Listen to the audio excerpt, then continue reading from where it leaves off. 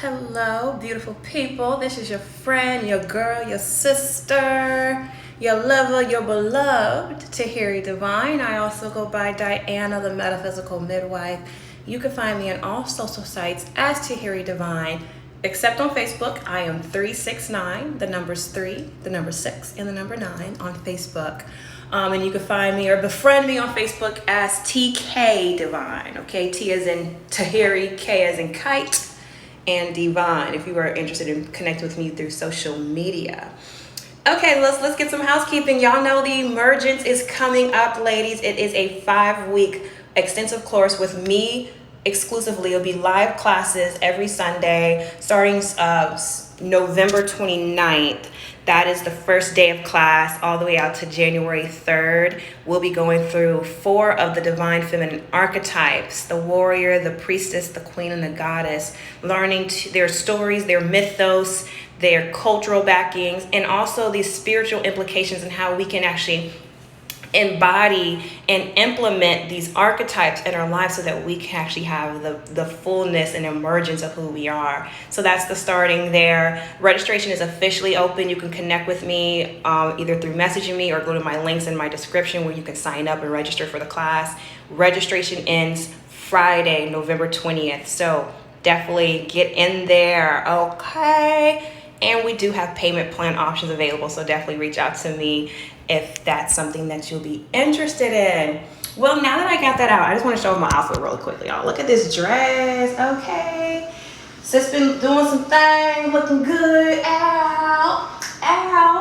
You know, hey, just want to show that off real quick. But let's get into what I want to talk about today. Oh, hey, welcome. How I see my friends, my people's coming in. Let's see if you can put this here so you guys can see me. Okay, good. Today I want to talk about the realm of our emotions, right? I want to talk about the heart and the brain connection. I focus a lot on mental toughness, gaining control and honing in our own mental processes, our thoughts, the way we take information, the stories that we tell ourselves, because our thoughts are what really produce everything in our life. If you are a study of the occult or the Hermetic principles, the first law of the Hermetic principles, or even the universal laws, is everything is mental. So I really do focus on protecting the mind and being able to use the mind as a navigational filter versus having the mind control us, okay? So I want to go in today right now talking about how there's a mind and heart connection. For those who follow me, y'all been following me for quite some time. I really focus a lot on the trinity or the triad of the woman or the divine feminine as it pertains to the womb, heart, and mind connection. But today I want to focus that on just connecting the heart with the mind, okay? So, thank you for coming in. Hello, Comfy P. Hey. So let's just get into it. One of the things for me in my journey that hasn't been the easiest, that's something I had to really grow into, is really tapping into my emotions. Growing up for me, just give some background, the realm of being in tune with our emotions. Hey girl. Being in tune with my emotions or expressing emotion was not permitted growing up. I grew up in a very strict household, Southern, military, religious background. My father had a very heavy hand in the home, very traditionally patriarchal, if you want to call it that. So my father was a very surly, tough man. He did not play when it came to, expression. So if we were to express sadness or joy or any expression, my father wasn't with it, especially anger, sadness, or melancholy. Those were not allowed, or joy. Sometimes too much joy wasn't allowed either. So it was a very confined household growing up. So in that, I learned to survive by holding in my emotions because my father didn't allow that. And although my mother would try to be the buffer, the damage was already done based on the heavy footprint that my father established in the home as far as how we are allowed to express ourselves. So as I came into adulthood and taking over my life, being expressive with just expressing myself as far as using my throat chakra or even being tuned with my own intuition, I shut that completely down. And a lot of us do that. We have different experiences in our lives that teach us or show us that, hey, it's not safe to be expressive, or hey, this is not safe to feel this way. So we bottle it up, we suppress it, we repress it, or we completely ignore it. And when I got into taking care of myself and really being engaged with the world, I had a very difficult time just tapping into my own creative source. I'm a very book kind of person, so very methodical in how I think. So A plus B has to equal C. 1 plus 1 needs to be 2. I don't want to say I struggled with being in my imagination or in my emotions. It's not that I struggled. I more so struggled really expressing it out. I'm a very mental person, so I stay in my head space, right? I could just be in my head, be lost in my own world in my head. But when it came down to really connecting with that and wanting to make friends or have romantic relationships or really just being authentically me, it was very tough to do that. I'm a Capricorn moon and I'm learning how to wear my emotions on my sleeve. I usually bury them, so I keep life moving. So I'm right here with you and trying to tap in. That's interesting. My eldest daughter's a Capricorn moon. See, I'm an Aries moon, and it's interesting because although I'm an Aries moon, that's one of the lessons I'm learning is that it's okay to, I don't use the word sit, but it's okay to be, that's the word. It's okay to be in emotions. Fire energy is very want to fast and transmute and want to go.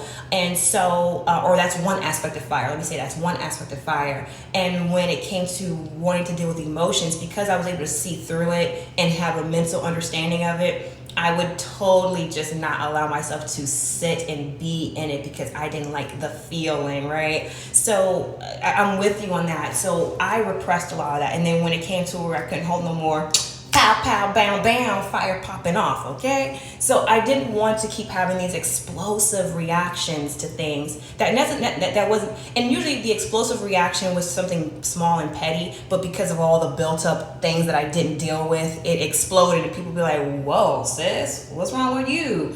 And you know the whole acting crazy thing, you know what I'm saying? But I ain't crazy, I just been holding all my emotions in. Your daughter's an Aries moon in the first house. That's what's up. That's what's up. Shout out to all the Aries moons in the house.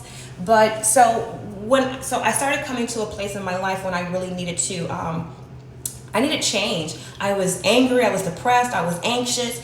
And so learning to tap into the heart space was very hard for me because it was so stoned up and guarded because of all the experiences I had going through failed relationships and deferred dreams and all those different experiences are hardened in my heart, and it blocked me from really tapping into my creative power. And one of the things that I learned as it pertains to connecting our heart and our mind is, yes, once we clear our mind space as far as myself as anxiety, holding on to thoughts that weren't mine, or creating these stories that left me in a victimhood mentality. So when I was able to rewrite my mental story and actually give a different perspective to my experience, it did allow me to open up more compassion for myself. And having compassion made it easier for me not to judge.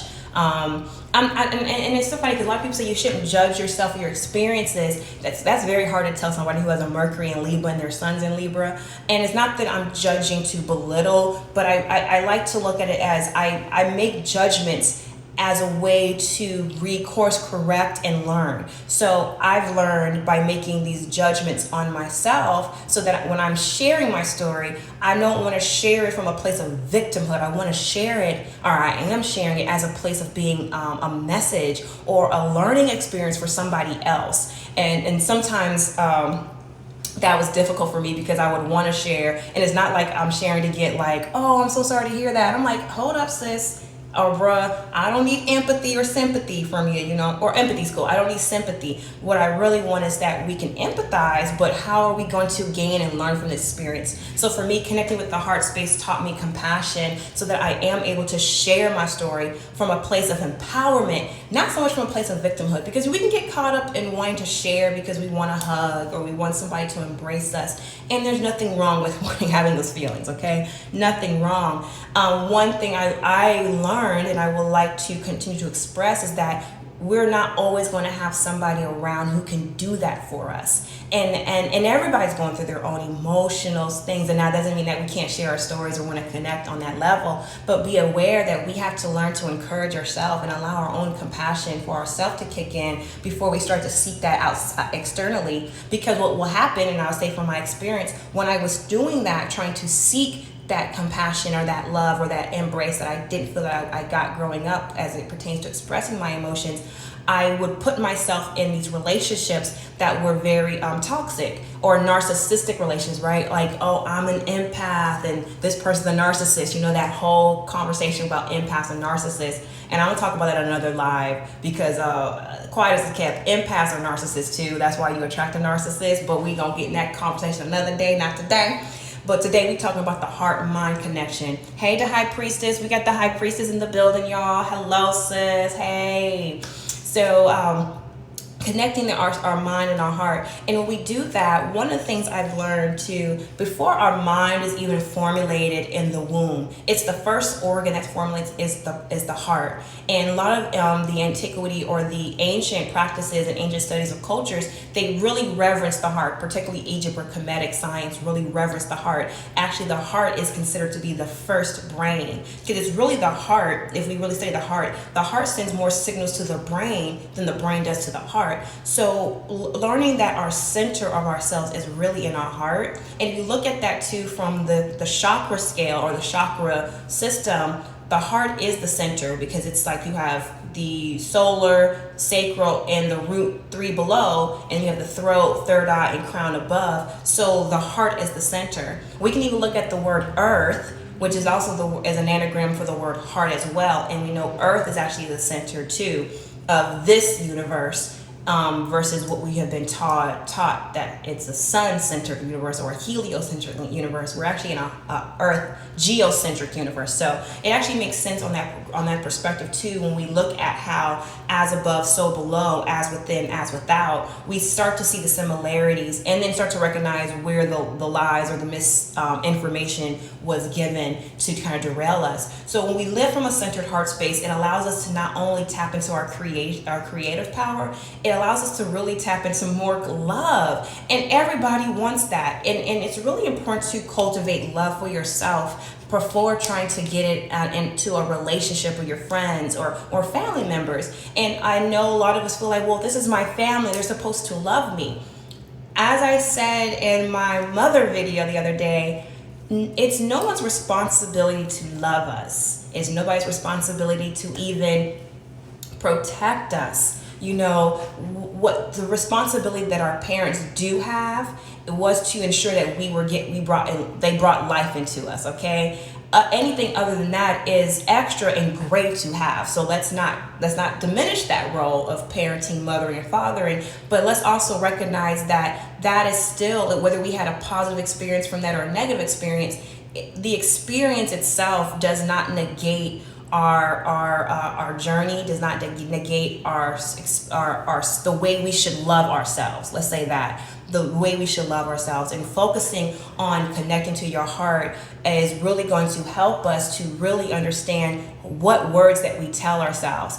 So a lot of us, have a lot of creative expressions that we used to do as children. Mine was drawing. I love drawing and dancing. I color, draw, paint, and dance. That's something that really I do from my heart. Now, I'm not the best dancer. I'm no Sierra or Chris Brown or Michael Jackson in this piece, but I do live from my heart space when I dance. And when I got tapped back into that, I was like, wow, I completely forgot how much I love it. And actually, I always loved dancing. It's that I allowed my mind to tell me, well, you're not, since you can't moonwalk or since you can't do these certain hip hop cool dances, then you're not a dancer. So, the stories that we tell ourselves it's really important. And it really starts with the heart space because it's where we really feel in our heart. And we take on other people's emotions. We take on other people's thought patterns that are not ours. And we start to live it out as if it is ours. And then we create this whole entire identity that's not even who we are. So coming into that space of learning to relearn ourselves,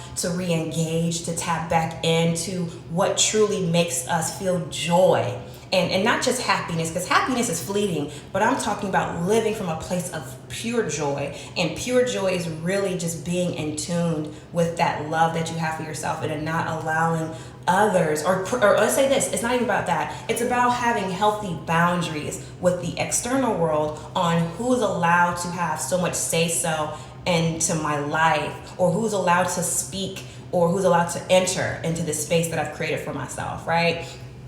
So we're talking about the heart and mind connection, or the heart-brain connection, and how the heart actually sends more signals to the brain than the brain does to the heart. And when we really come into a space of clearing out the thoughts in our minds that's not really ours and start creating new stories for ourselves, we can live in a more compassionate, more self-loving way, and now start to embrace and attract those type of relationships to us that reflect back what we already feel internally.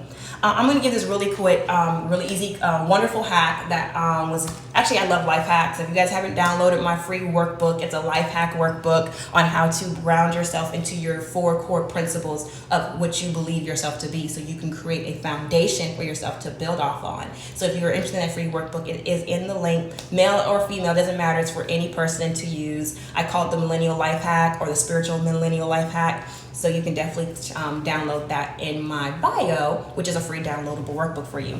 But in there, I really want to hone in on the aspect of grounding ourselves and coming up with new ways to really open ourselves up to ourselves, right?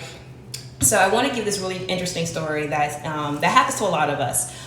So for those who are in the dating world, we date people, we go out, we have a really good bond with somebody, or we have this chemistry, and let's say all of a sudden the person ghosts us. Typically, when somebody ghosts us, we start to create, or our mind starts to create, a story on why this person did what they did. And usually the story that we tell ourselves is a story that's quite negative or makes us feel low, right? Oh, they ghost me because of X, Y, and Z, or just whatever stories that we tell ourselves that don't really make us feel good. Well, this is the thing. We may never get closure with that person, and we may never hear back from that person again. That's totally fine. What we don't want to focus on why the person did what they did, but tell yourself a different story. Like, if you're going to create a story, because our mind needs to create narratives for us to live out of, I would suggest to create a narrative that does not make you feel low, or a narrative that's not negative. I'll give an example for myself. I got ghosted. Yeah, sis got ghosted. And I went into this whole situation on why I got ghosted. Oh, I got ghosted because I had this happen to me, and this always happens, and this person didn't like, the whole woe is me mental story that we play in our head, right? And I read a post from Rev Black Fire Nation. Shout out to Kamisha, Rev Black Fire Nation, Self-Realization of a Goddess. She is the teacher of that class. I highly recommend her to any person, male or female, who is interested in learning about the metaphysical nature of words. Shout out to her. She gave this example saying, instead of creating narratives that make us feel low, why not create a different story? And I thought about that. I was like, yeah, you know what? On point. So I created a different story on why this person ghosted me that didn't make me feel negative, right? That didn't make me feel low and make me want to start saying some curses in my head about this person, right? and in doing so, it did open me up to want to wish this person well. Because honestly, that person ghosted me because he knew that he couldn't be the man I need to be, and he didn't want to hold space for the person that was supposed to be in my life. You see how that's a better story to tell yourself, ladies and gents? So instead of saying things like, oh, this person did this person did, create a story in your mind that doesn't have you attached to the outcome or to the negative placement in your life, right? So that's just a little quick life hack on how to have a better connection with our heart and our mind, because we deserve love. We deserve, affection, appreciation, and abundance of finances and all these things that we came here to really live, because we are it, okay? We are abundance personified. And so we want to ensure that we are giving ourselves narratives in our mind to continue to live in that. Now, I'm not saying narratives in your mind to escape reality, of course. The reality is the person ghosted you, but you could create your own story by being the author of your life, because you have the pen. You create your life by your thoughts that you think, the words that you speak, and the actions that you live from your heart.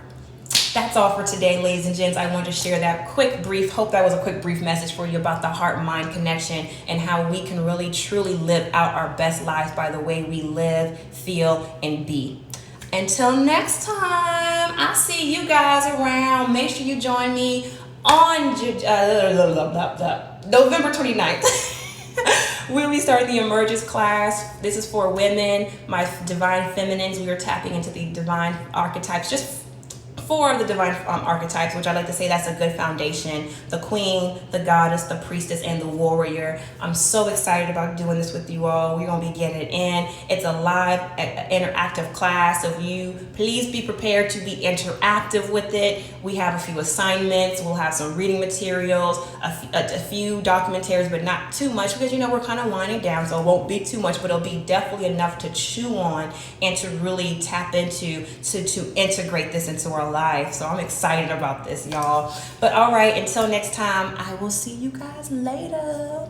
Peace, love, and abundance, and I wish you all health, wealth, and abundance all the days of your life. Okay, bye, y'all.